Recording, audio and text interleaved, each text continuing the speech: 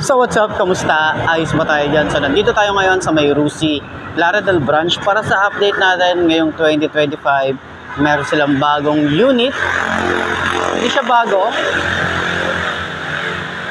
Ito yung Rusi Breeze 150. Meron silang bagong muka ngayong 2025. So alamin natin kung magkano nga ba ang presyo nito at kung sulit nga ba ang kanyang specification ngayong 2025. So tara, samahan nyo ako, walk around na natin to. Ano pa hinihintay natin? Let's go. Moving silent, feel the violence, the excitement, I know the assignment. I'm taking over, I'm sick of mediocre. I'll be the closer, I got a different motor. I got a mission to win it, some ammunition to get it. Don't need permission to finish, got an addiction that's gripping. Got some convictions I'm living, once I'm committed I'm in it. Got a prediction I'm winning, They're the pure bloods, I'm the hybrid. They hate change, so they try to push and fight it. I stay steady, yeah, I've always been defiant. Up against the beast, yeah, I'm up against a giant. So ayun na nga, ngayong 2025, meron tayong meron tayong bagong Breeze 150. So alamin na natin yan, walk around na natin. At excited din naman akong i-share sa inyo ano nga ba ang bago dito. And kung meron kayo mapapansin, comment nyo sa baba para at least malaman ko din kung ano pa yung mga pagbabago dito sa motorcycle na to. So tara, walk around na natin. Ayan. So kita nyo naman yung kanyang itsura. Yun o. Ayos ganda ng paint job dito. Pansin natin dito, nag-i-improve na si Rusi sa paint job. So sana itong coating na to, hindi lang to first coating. Sana ito yung mga pang matagalang coating na, di ba? So ngayon, dito tayo sa front. Ayan, makita natin yung design. Halos same pa rin naman yung datingan niya or yung design niya sa version 1. Okay, or batch, kung ano man tawag doon, pero ibang kulay na at ibang design na ng decals yung napansin natin dito. Ayan, so meron pa rin naman itong mga pa-curve na design, glossy finish, glossy, and then meron siyang brake lock na ganyan. So ganda rin ng brake lock nito. Ayan, 'di ba? So para ma-release yan, okay, ganyan lang, napaka-smooth lang din. So Euro 3 na rin ang isang to. Dito yung kanyang signal light na LED. Oo, tama, LED. Tapos yung kanyang design dito, kita nyo naman, meron tayong kulay black, kulay blue, or ano bang tawag ito? Alam ko kulay blue to eh. Yan o, tapos para siyang meron mga glittery effect dito. And yung kanyang decals, gusto ko yung tsura. Yellow, black, pa-faded. Dito naman sa side, meron din tayo ditong yellow, black, and then may 150 naman dito. Yan. So, sa kanyang headlight is meron tayo ritong LED rin. Tapos maporma pa rin talaga yung kanyang design dito. Grabe yung forma na ito. So, ngayon 2025 at least si Rusi in-improve pa itong Breeze 150. Ayan. So, naka-combi brake na rin ang isang to. Makikita natin dito sa side. Meron siyang combi brake. May Rusi na logo. And then yung kanyang front fender. Ganda rin yung style. Meron din tayo ritong extension para sa kanyang front fender. And then yung tires niya is naka-mugs tire rito. Yung tires niya ay Yuanjing pa rin yung kanyang brand. Yung size is 80 by 90 by 14. So, naka-single disc brake pa rin tayo rito at naka-dual pot caliper tayo rito. So, sana rito inalis na yung Rusi dito. Kasi may Rusi naman na dito eh. 'Di ba? Para at least less yung kanyang Rusi. Okay? So, meron pa rin naman tayo rito mga design na ganyan. Ma-appreciate mo yung mga ganitong design dito sa gilid. Meron siyang parang carbon fiber finish. Tapos, kulay blue. Ito naman glossy. Ito naman is matte finish. Yan. So, meron tayo ritong gulay board at hindi siya madulas kasi para siya may mga spike na design. Doon pa rin yung ating battery and then yung ating side stand, wala pa rin siyang kill switch. So, dito sa ilalim, pansin natin matte finish and then may design siya rito. Open part naman to para sa singawan ng kanyang makina. Meron tayong parang carbon fiber finish. Dito rin. Foot pegs para sa angkas. Maliit lang din pero combination ng rubber and metal. And yung breeze dito sa side, ang ganda ng itsura no? Kulay yellow, black, and may breeze tayo rito na decals. Ayan. So, yung panggilid, same pa rin naman dati, pero ang may gawa dito ay RRA SC150. Ayan. So, meron tayo ritong kickstart pa rin. Hindi naman inaalis to ni Rusi. And then, meron tayong Rusi na naka-emboss dito. Or, ay hindi, Tama, naka-emboss. Ayan. So, naka-single shock tayo rito or mono shock. And then, meron din tayo ritong tire hugger. Naka-drum brake tayo rito.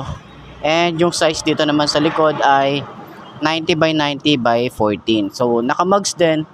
Tube type pa rin, harap at likod. Same pa rin naman.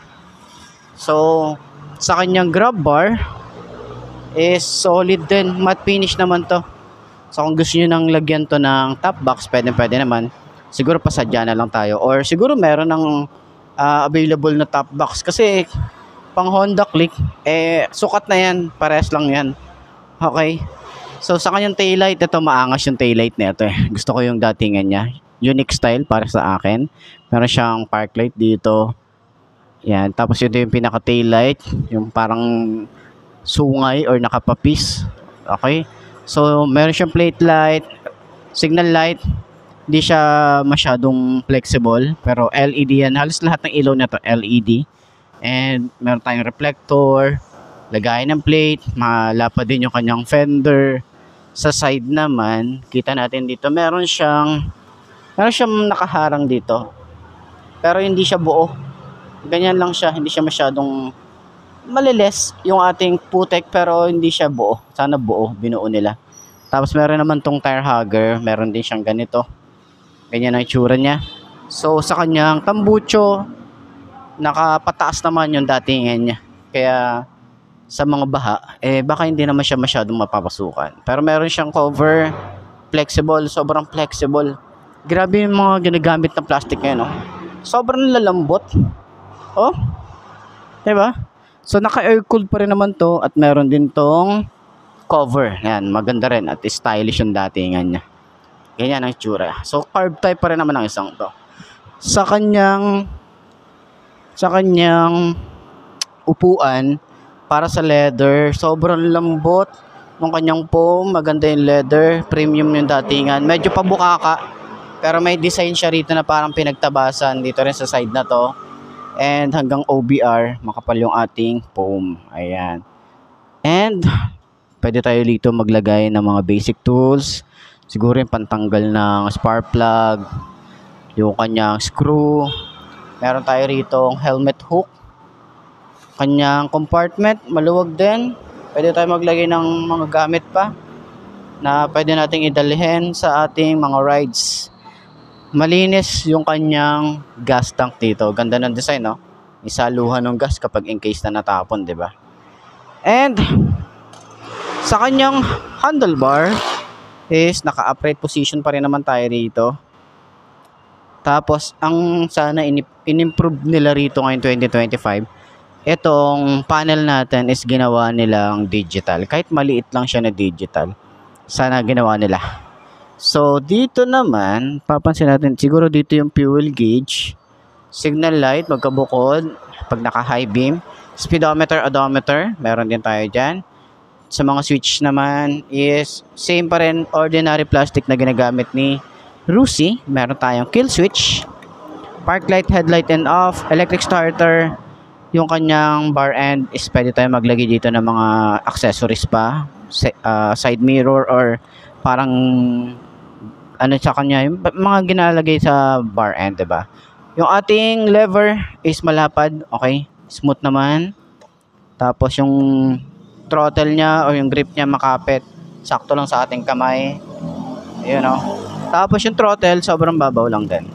Sa side naman, lever niya maganda din. Okay, smooth lang din. Meron tayo ritong high and low, busina, signal light. So, dito naman sa side, meron tayong utility hook. Maganda yung kanya ignition. Dito rin binubuksan yung seat. Ayan. So, side pocket dito mababaw lang din. Dito rin mababaw lang din. So, hindi siya advised na maglagay tayo ng gamit dyan habang nagra-rides kasi malalaglag. Tapos, wala siyang USB charging port. So, ito sana nakaabang, oh. May nakaabang siya rito. Kung gusto niya lang naman magpadagdag. Pero sana nilagyan na nila. So, yun. Yun ang ating update para sa Rusi Breeze 150. Ngayong 2025, sulit nga ba siya? Alamin natin yung presyo nito at sakyan na natin. Ay, siyan. But now I'm gunning for their heads, and I will die with no regrets. This season come to an end, I'm seeing all red, and now the king is dead.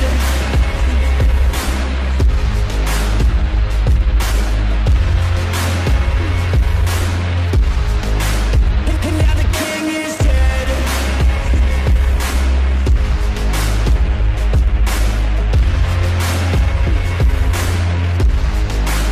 And now the king is dead. Welcome to the new regime. We do what we want, yeah, we do anything.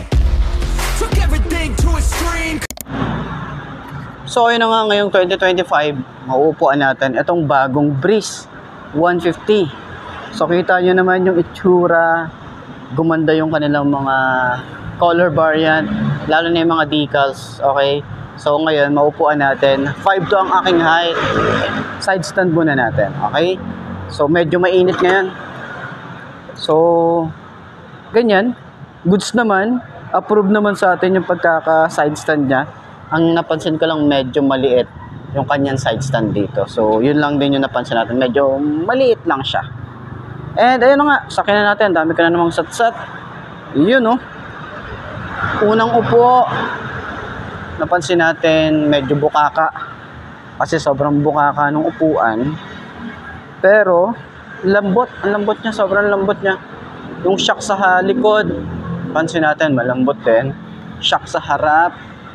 Malambot din. Yan, oh. Okay din. Okay din. Goods. Tapos, gulay board.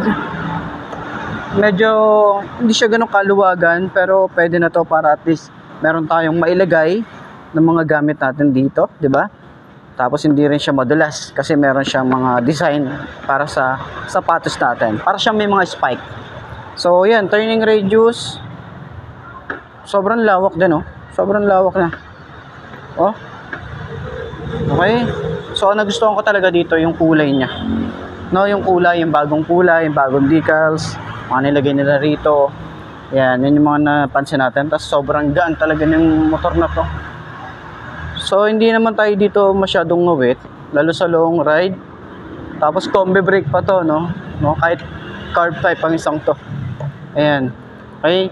So, ganyan ang itsura natin. So, 5'2". Siguro, advice ko lang, mag-boots tayo rito para at least, hindi tayo masyadong hirap, lalo sa traffic. Diba, kung ganyan. Pero pwede naman tayo umusad, eh. Maluwag yung ating OBR.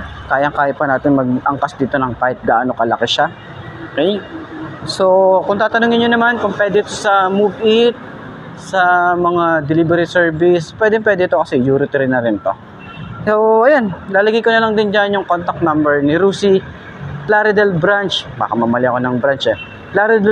Plaridel Branch para at least rekta na kayo sa kanila mag-inquire or pwede nyo naman din akong kontakin para at least ma-assist ko kayo. Ay, shit. So, center stand natin. You know, magaan din siyang center stand. Kung alam mo kung paano mag-center stand, magaan lang siya. Ayos. So, ayun na nga mga best, no, sa lahat ng mga nagtatanong magkano nga ba ang ganitong motorcycle. Ito ay nagkakahalaga ng 55,000. Siyempre, kapag kinuha nyo kay Rusi, kapag kinuha nyo kay Rusi yan, meron niyang discount. Baka hingi tayo ng discount para at least, alam nyo na, sabot-sabot lang.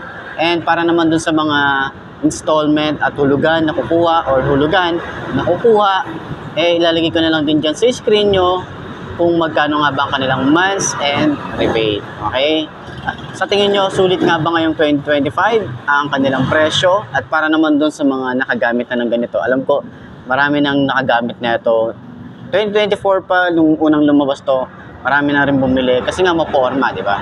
Pero ayun na nga, ano yung mga naging experience nyo sa motorcycle na to para at least may share natin sa mga gusto pa or willing na bumili ng ganitong motor. Ayos yan. So ayun na nga mga boss, no, ito na ba ang motor na babagi sa'yo? Kung ito na nga ay markahan mo na yan at mag-subscribe ka na sa aking YouTube channel. I-click mo na rin yung notification bell para updated ka sa lahat ng videos na upload natin. Dito araw-araw so lagi tatandaan, wala sa brand ng motor ang tatagal niyan. Kung di na sa pag-aalaga mo yan, tatagal yan, ayos na ayos yan. So kita na lang ulit tayo bukas. I'm Mark D. Ciao. Maraming salamat sa inyo. Babush. Haha.